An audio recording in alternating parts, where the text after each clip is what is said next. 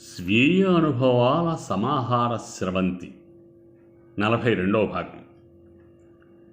శ్వేతద్వీప వైకుంఠం 2వ భాగం. ఈ సీన్లో భూలోకంలో విష్ణుమూర్తి ఆలయంలో గర్భగుడిలో ఉన్న దేవుడికి ఎదురుగా మండపంలో ఉన్న గంటకు అంగవస్త్రంతో ఉడితాడులా ఏర్పాటు చేసి స్టూలు మీద నిలబడి తన కంఠానికి ఆ అంగవస్త్రం రెండవ కోసం ఉడివేసుకునే ప్రయత్నంలో భక్తుడు బతుకు భారాన్ని మొయ్యలేకపోతున్నాను స్వామి, దరిద్రాన్ని తట్టుకోలేకపోతున్నాను. ఈ లౌకిక ప్రపంచంలో నేర్పుగా బతకటం నీ భక్తుడికి చేత కావడం లేదు మహాప్రభు, అందుకే నీ దగ్గరకు వచ్చేస్తున్నాను అంటుండగా మహావిష్ణువు గుడిలో ఉన్న విగ్రహంలో ప్రవేశించాడు. శంకు చక్ర గదాయుధములు ఆయనను అలంకరించినవి. భక్తులను చూస్తూ తనలో శ్రీహరి, అడిరే, ఈ అమాయక భక్తుని అకాల మరణాన్ని ఆపాలి ఎలా అంటూ ఒక్క క్షణం విష్ణుమూర్తి ఆలోచించి, లక్ష్మీదేవి ప్రేమతో నా కొసంగన ఈ అంగుళీకమును నా భక్తునికి అనుగ్రహించేదను. అట్లు చేసిన ఈ అమాయకుడు అష్టైశ్వర్యములతో కలకాలం జీవింపగలడు అంటూ వేలుకున్న ఉంగరాన్ని తీయబోతుండగా అవుట్ బ్లాక్ వాయిస్లో భక్తుడి భార్య కామాక్షి గట్టిగా ఏడుస్తూ, ఏమండోయ్, నన్ను అన్యాయం చేసిపోతారా అయ్యయ్యో అని ఏడుస్తూ భక్తుని వైపు పరిగెత్తుకొచ్చింది. అది చూసిన శ్రీహరి ఉంగరాన్ని వేలు నుండి తీయకుండా ఏం జరుగుతుందా అని చూస్తుండగా కామాక్షి వెళ్ళి ఉరి బిగుసుకుపోకుండా భర్త కాళ్ళు పైకి పట్టుకుని ఏడుస్తూ, ఏమండి, ఏమిటి అఘాయిత్యం, చచ్చి ఎవరిని సాధిస్తారండి? భక్తుడు, కాముడు, నన్ను ఆపకే, నన్ను సావని. కోపంగా కామాక్షి, చాలండి, నోరు మూసుకుని దిగి వస్తారా, నలుగురిని పిలవమంటారా అనేప్పటికీ భక్తుడు మెడకున్న ఉరి తీసేసి స్టూల్ మీద కూర్చుంటూ భక్తుడు, అది కాదే కాముడు, ఈ కష్టాలు భరించడం నా వల్ల కావడం లేదే. భార్య కామాక్షి, అందుకని మీ దారిని మీరు పోతే నా గతేం కానండి. సాయంత్రం పక్కింటి పిన్ని గారి దగ్గర 3 రూపాయలు అప్పు చేసి బొట్టు బిళ్ళలు కొనుక్కున్నాను. మీరు సడన్గా పోతే అవన్నీ వేస్ట్ అయిపోతాయండి. భక్తుడు షాక్తో, శ్రీహరి చిరునవ్వు. భక్తుడు, ఈ మొహమ్మండ, నువ్వు ఏడ్చేది నేను చచ్చిపోతున్నందుకు కాదన్నమాట. నీ ముష్టి స్టిక్కరు పొట్టు బిళ్ళలు పాడైపోతాయని, పనికి రాకుండా పోతాయని ఏడుస్తున్నావా? అవునండి, ఈ మధ్య ఎంచక్క పాములు, జరులు, తేళ్ళు, చేపలు, కప్పలు అన్నీ బొట్టు బిళ్ళల రూపంలో వచ్చేసాయండి. అవన్నీ నేను పెట్టుకోవాలంటే మీరు ఉండాలి కదా. భక్తుడు, నోర్మి, నువ్వు రకరకాల డిజైన్లలో బొట్టెట్టుకోవడం కోసం నేను బతకాలా? చస్తే బతకను. కామాక్షి, ఇదిగో, నా మాట కాదని చస్తే అన్యాయంగా నరకానికి పోతాడు సుమండి. చాలే నోర్ము, నేను ఎందుకు నరకానికి పోతాను? ఇలా ఆత్మహత్యలు చేసుకునే వాళ్ళందరూ అక్కడికే పోతారండి. ఏం కాదు, నేను స్వామివారి భక్తుడిని, తప్పకుండా స్వర్గానికే వెడతాను. స్వామి ప్రసన్నవదనంతో చూశారు. వెటకారంగా కామాక్షి, స్వర్గానికి పోయి ఆ రంభా ఊర్వశి వాళ్ళతో తైతెక్కలాడొచ్చని ఆశపడుతున్నాడేమో. ఈ పాటికి వాళ్ళందరూ ముసలాళ్ళు అయిపోయి ఉంటారు. అలాంటి పెచ్చ ఆలోచనలు ఏం పెట్టుకోకండి. అయినా నేను మీకు ఇల్లుడు చేశానండి అంటూ భుజాల మీద చేతులు వేసి కళ్ళలో కళ్ళు పెట్టి లబ్జుగా చూస్తోంది. విష్ణుమూర్తి ఆశ్చర్యంగా చూస్తున్నారు. మెలికలు తిరిగిపోతూ భక్తుడు, కాముడు, అలా కైపుగా చూడకే, అలా చూసే నన్ను ఈ సంసార సాగరంలోకి లాగేశావు. 25 ఏళ్ల నుంచి కుడితిలో పడ్డ ఎలకలా కొట్టుకుంటున్నాను.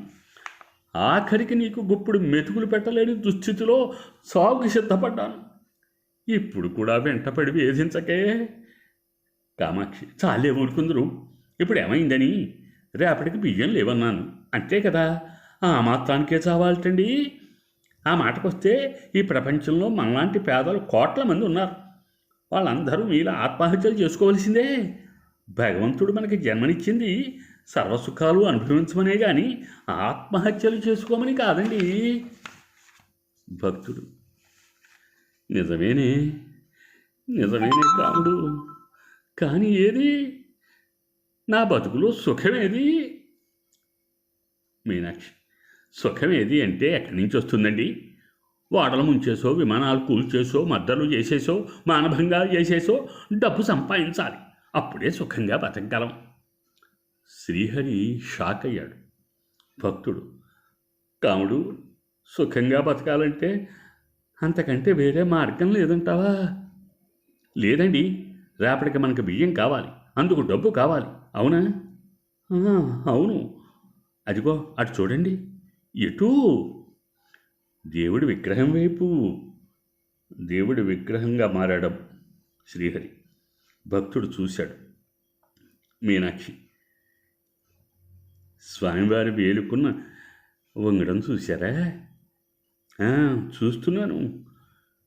మిలమిలా మెరిసిపోతోంది. బంగారమే అయి ఉంటుంది. వెళ్ళి తీసుకురండి. భక్తుడు షాక్. శ్రీహరి షాక్. అందరూ ఆశ్చర్యంగా చూస్తుండగా భక్తుడు తేరుకుని, వసిని మొహం మండ, నీకేమైనా బుద్ధుందిటే? నన్ను దొంగతనం చేయమంటావా?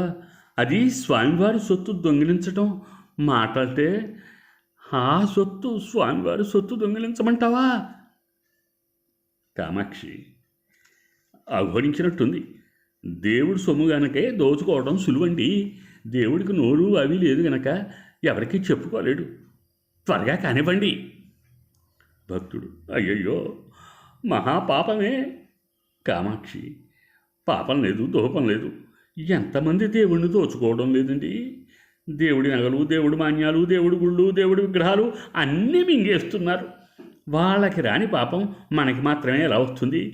మీరు కానివ్వండి. భక్తుడు: కాముడు, తప్పే. ఏం కాదండి. భగవంతుడికి మన కష్టాలు తెలియవా ఏమిటి? మీరు భక్తులు కనుక మన ఇంట్లో బియ్యం లేవని మన ఆకలి తీర్చడం కోసం స్వామివారే ఆ ఉంగరాన్ని మీకు ఇస్తున్నారు. అలా అనుకోండి. వెళ్ళి తీసుకురండి. భక్తుడు: అలా అంటావా? అవునండి. సరే, అయితే సరే. పోనీ నువ్వు కూడా రావే. నేను కూడా వస్తే బయట కాపలా ఎవరు కాస్తారు? నేను ఇక్కడ నిలబడి ఎవరు రాకుండా చూస్తాను. మీరు వెళ్ళి ధైర్యంగా పట్టండి. వెళ్ళండి. భక్తుడు: సరే అంటూ ఒక్కొక్కడిగే గర్భగుడి వైపు వేస్తున్నాడు. అది చూసే శ్రీహరి మైండ్ వాయిస్లో, భక్త, రాకునైనా తస్కరుడివి కాకు. భక్తుడు గర్భగుడిలోకి వెళ్ళాడు. భార్య సంతోషంగా చూస్తోంది. దేవుడి ముందు చేతులు జోడించి భక్తుడు: స్వామి, నన్ను క్షమించు అంటూ విగ్రహం వేలుకున్న ఉంగరం, స్వామివారి వేలు, ఆ వేలుకున్న ఉంగరాన్ని తీస్తున్నాడు. స్వగతంగా శ్రీహరి: అయ్యయ్యో భక్త, నీ భార్య మాటలు నమ్మి పాపకోపంలో పడిపోకునాయినా. భక్తుడు ఉంగరం తీసుకుని తృప్తిగా చూస్తున్నాడు. స్వగతంగా శ్రీహరి: భక్త, తస్కరుడు వైతివి కదా, ఇహపై నిన్ను నీవే కాపాడుకోవాలి సుమా అంటూ శ్రీహరి అంతర్ధానమయ్యాడు. భార్య: ఏమండి, వచ్చేయండి, ఎవరైనా చూస్తే దొంగతనం అంటగడతారు మనకి. భక్తుడు కంగారుగా: అవును నిజమే, అయితే పద అంటూ ఇద్దరూ గబగబా వెళ్ళిపోయారు. సశేషం. మిగతా కథ రేపు మనం చేస్తాం. నమస్తే.